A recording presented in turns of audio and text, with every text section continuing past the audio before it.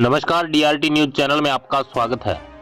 दौसा जिले की बांदीकुई पंचायत समिति की ग्राम पंचायत गादरवाड़ा गुजरान की वर्तमान सरपंच श्रीमती अंग्रेज देवी गुज्जर व उनके प्रतिनिधि रामदयाल गुज्जर ने अपने बीत चुके कार्यकाल में पंचायत के किन किन मुद्दों को प्राथमिकता दी है और शेष बचे कार्यकाल में पंचायत के किन विकास कार्यों को धरातल पर लाकर विकास की क्रांति लाएंगे। आइए सुनते हैं वीर सिंह राय की यह खास रिपोर्ट। स्वागत है वीर सिंह। तो आज हम पहुंच चुके हैं ग्राम पंचायत गादरवाड़ा गुजरान के अंदर पंचायत समिति बांदीकुई जिला दौसा, जो यहाँ की वर्तमान सरपंच है श्रीमती अंग्रेज देवी गुज्जर, उनके सरपंच प्रतिनिधि, उनकी पुत्र वधू है, उनसे आज अपने खास मुलाकात के अंदर बात करेंगे। रामदयाल गुज्जर जी से इनसे क्या मुद्दे हैं, क्या मसले हैं, किन उद्देश्यों को लेकर चुनावी मैदान में आए थे, क्या कुछ इन्होंने विकास कार्य करवाया। जैसे कि मैं पहले आपको बता दूं कि ये अभी फर्स्ट टाइम चुनावी मैदान में आए थे। जैसे कि विकास कार्य आप देख सकते हो, कैमरामैन से मेरा अनुरोध है एक बार ये पूरा काम दिखा दिया जाए। जैसे कि इंटरलॉकिंग करवाई गई है, तो अपने सरपंच साहब से पहले तो सरपंच साहब का राजनीतिक परिचय के बारे में जानकारी करेंगे, फिर अपने विकास कार्यों के मुद्दे पे बात करेंगे। सरपंच साहब, पहले तो हमारे चैनल के अंदर आपका बहुत बहुत स्वागत है। धन्यवाद जी। सरपंच साहब, पहले तो अगर अपने बात करें आपके राजनीतिक परिचय का, तो राजनीति में कितने टाइम से हो? राजनीति में 1959 में मेरे ग्रैंडफादर स्वर्गीय श्री रामनिवास जी गुजर, जो निर्विरोध 13 साल तक सरपंच रहे थे। उस जमाने में चुनाव काफी दिनों बाद होते थे। उसके बाद में मेरे पिताजी 3 बार वार्ड पंच रहे। उसके बाद में मेरा ये सपना था कि कैसे भी राजनीति में आऊं और एक बार मैं जनता को सेवा का मौका दूं, जिससे कि क्या है, ये जो चारों तरफ से विकास से वंचित रह रही थी मेरी ग्राम पंचायत, चारों खड्डे हैं, नले हैं, ऊबड़ खाबड़ जमीन की स्थिति होने की वजह से मैंने ये चाहा कि एक बार कैसे भी जनता अगर मुझे मौका दे तो इतना सुहाना अवसर मिल जाए मेरे को कि उससे मैं गांव का विकास करा सकूं। ये मेरा सपना था जी। सरपंच साहब, बात करते हैं ग्राम पंचायत के अंदर मुद्दे तो बहुत होते हैं, और आपको ऐसी सबसे बड़ी क्या समस्या लगी जिसकी वजह से आपकी पुत्र वधू को आपने चुनावी मैदान में उतारा और आपने ये सोचा अगर मेरी पुत्र वधू यहाँ से सरपंच बनती है तो सबसे पहले इस समस्या का समाधान करेंगे? ऐसी कोई बड़ी समस्या? मेरी पुत्र वधू ऑलरेडी BA BEd है, पढ़ी लिखी औरत है। मेरा यही सपना था कि मैं तो राजकीय सेवा में पहले से ही हूँ, तो मैं तो जनता की सेवा कर नहीं सकता, और इस बहाने से मेरी पुत्र वधू को अगर मैं राजनीति में दाखिला दिला दूंगा तो मुझे जनता की सेवा करने का मौका मिल जाएगा। और मेरी जैसे मरने वाली की अंतिम इच्छा होती है कि मुझे ये चीज चाहिए, वैसे मेरी अंतिम इच्छा थी कि मैं एक बार कैसे भी सरपंच का पदभार ग्रहण करे और जनता की सेवा करे। क्या बात है। जैसे कि सरपंच साहब का कहना है कि मैं सरपंची पद का मेरा एक सपना था, वो सपना इनकी जनता ने प्यार दिया और आज इनका पूरा भी कर दिया। इनकी पुत्र वधू को वर्तमान सरपंच बना दिया गया। जैसे कि प्रतिनिधि जी बता रहे हैं कि गांव की सेवा करना एक इनका मुख्य उद्देश्य था। तो सरपंच साहब, बात करें ग्राम पंचायत के अंदर मुद्दे तो बहुत होते हैं, जो अहम मुद्दा है वो शिक्षा का है, और शिक्षा एक वह शेरनी का दूध है, जो पिएगा वही दहाड़ेगा। जैसे कि आपकी पुत्र वधू वो भी एक BA BEd है, और आपकी ग्राम पंचायत की बच्चे हैं, बालिकाएं हैं, तो वो भी आने वाले टाइम में एक भविष्य बनेंगी। तो अगर बात करें शिक्षा के स्तर की, तो अपनी ग्राम पंचायत में शिक्षा का क्या स्तर है? शिक्षा का स्तर मेरी ग्राम पंचायत में, जब मेरी पुत्र वधू ने सरपंच पद का कार्यभार ग्रहण किया था, उस समय मेरी पंचायत में 70 बच्चों की संख्या थी नॉमिनेशन। आज मेरी ग्राम पंचायत के अंदर मेरी जो मुख्य ग्राम पंचायत गादरवाड़ा गुजरान है, मुख्यालय पंचायत मुख्यालय का राजकीय उच्च माध्यमिक विद्यालय है, उसमें कम से कम 350 और 400 के दरमियान संख्या है जी। तो सरपंच साहब बात करें जी, और मेरा उद्देश्य शिक्षा को आगे बढ़ाना है।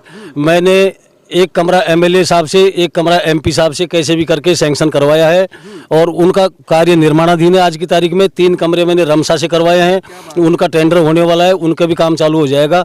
अब रही बात, उसमें चारों तरफ 4 दीवारी नहीं है, ऊबड़ खाबड़ क्षेत्र में फील्ड के नाम से जमीन अलॉटमेंट हुई थी, उसमें पहले 38 लाख रुपए की सैंक्शन से 5 कमरे रमसा के द्वारा बनवाए गए थे। अब मेरा सपना यह है कि कैसे भी 4 दीवारी अगले साल तक, मैंने स्कूल में मंच पे भाषणों के द्वारा भी जनता को बता रखा है कि भाई 2023 में निश्चित भरोसा करो मेरे ऊपर, मैं इसकी 4 दीवारी भी करवा दूंगा। क्या बात है। जैसे कि सरपंच साहब का एक ही सपना है कि आने वाले टाइम के अंदर विकास दिखना चाहिए, और विकास ही हो रहा है। अभी वर्तमान स्थिति की अगर बात करें तो हम भी एक विकास हुआ, जहाँ इंटरलॉकिंग की बात करें तो वहीं खड़े हैं। तो सरपंच साहब के बारे में इससे भी पूछेंगे कि ये कौन से घर को जोड़ रही है और कहाँ से कहाँ तक जा रही है, कौन सा ये मोहल्ला है, उस पर बात करेंगे। तो सरपंच साहब, अगर अपनी बात चल रही थी शिक्षा पे, तो बालिका शिक्षा की बात कर लेते हैं। देखा जाता है अपने ग्रामीण क्षेत्रों के अंदर बालिकाओं को हर क्षेत्र में पीछे रखा जाता है।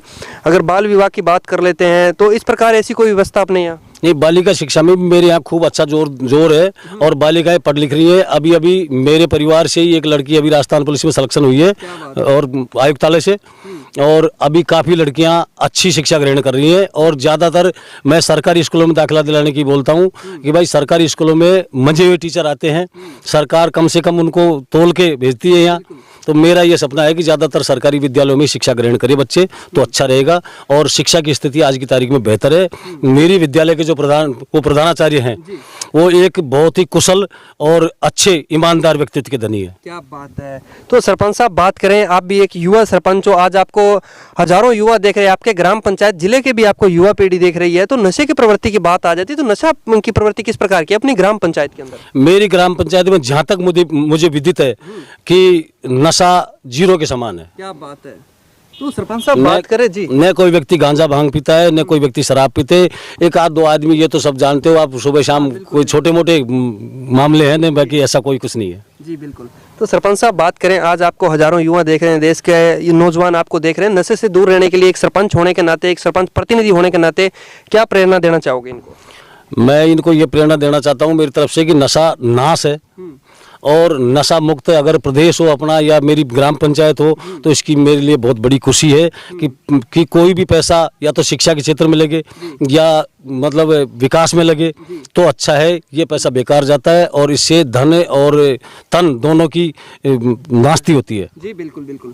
तो सरपंच साहब बात करते हैं, अपनी ग्राम पंचायत के अंदर मुद्दे मसले तो बहुत होते हैं, लाइट, पानी, बिजली की व्यवस्था, पेयजल की समस्या, तो सबसे बड़ा जो संकट है वो आपको क्या लग रहा है आपकी ग्राम पंचायत में? अब देखो आने वाले दिनों में, अब तो खैर सर्दी का मौसम है, इस साल बरसात भी ठीक हुई थी तो शायद है कि जल स्तर कुछ तो बढ़ा ही है। पानी की इस समय तो इतनी किल्लत नहीं, लेकिन आने वाले दिनों में मुझे लग रहा है कि पानी की बड़ी किल्लत रहेगी।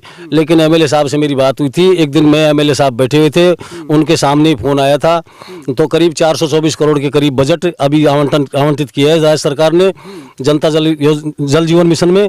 और ईसरता बांध से जहाँ तक मुझे पता है कि 2023 में पानी की समस्या दौसा जिले में बांदी के उपखंड में नहीं रहेगी। क्या बात है। जैसे कि सरपंच साहब बात कर लेते हैं, आपका 2-2.5 साल का कार्यकाल भी पूर्ण हो गया है, तो बात आ जाती है विकास की, तो क्या कुछ आपने अभी वर्तमान में विकास करवा दिया, कहाँ कहाँ आपने विकास कार्य करवा दिया? देखिए विकास की जहाँ बात है, कोरोना काल के होते हुए भी मैंने अथक प्रयास किए हैं, कभी काम रोका नहीं। बरसात के दिनों में ज़रूर कुछ दिन काम रुक जाते हैं, मेरे जहाँ तक हिसाब से, खैर पूरी काउंटिंग तो मैंने की नहीं, लेकिन 20 से 21 तो मैंने अब तक सड़कें बनवा दी। क्या बात है। करीब 20 से 25 पानी की टंकियां बनवा दी और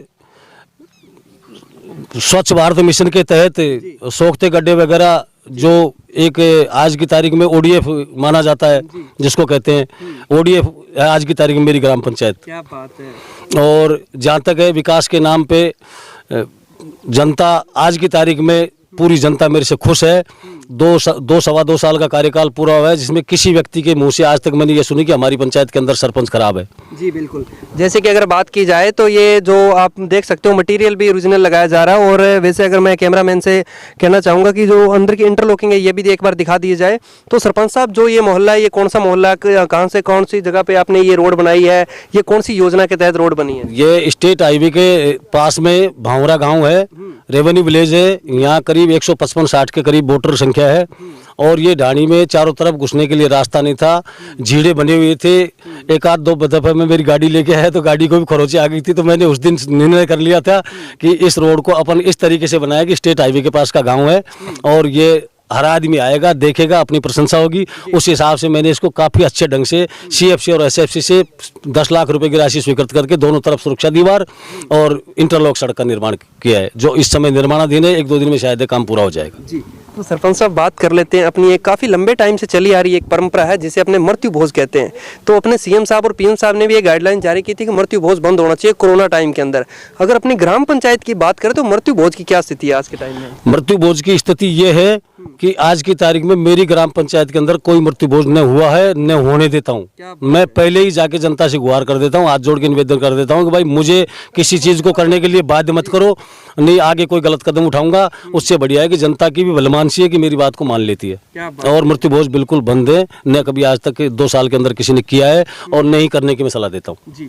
तो ये थे हमारे साथ सरपंच प्रतिनिधि जिन्होंने अपनी ग्राम पंचायत के मुद्दे मसलों के बारे में अवगत करवाया। तो सरपंच साहब, जैसे कि आगामी 9 वर्ष की अपने देशवासियों वासियों को, अपने वोटर सपोर्टरों को बधाई किस प्रकार देना चाहोगे हमारे चैनल के माध्यम से? मैं आपके चैनल के माध्यम से मेरे वोटरों को नहीं, मेरी संपूर्ण ग्राम पंचायत को तहे दिल से हार्दिक बधाई और धन्यवाद देता हूं कि ऐसे ही खुशहाली बनी रही मेरी पंचायत के अंदर और विकास की गंगा यूं ही बहती रहे। क्या बात है। तो सरपंच साहब, आपने हमें 10 मिनट टाइम दिया, आपका भी बहुत बहुत धन्यवाद। धन्यवाद साहब। जय हिंद, जय भारत। देखते रहिए DRT न्यूज़ चैनल। इसी तरह हम आपको ग्राम पंचायतों की रिपोर्टिंग दिखाते रहेंगे।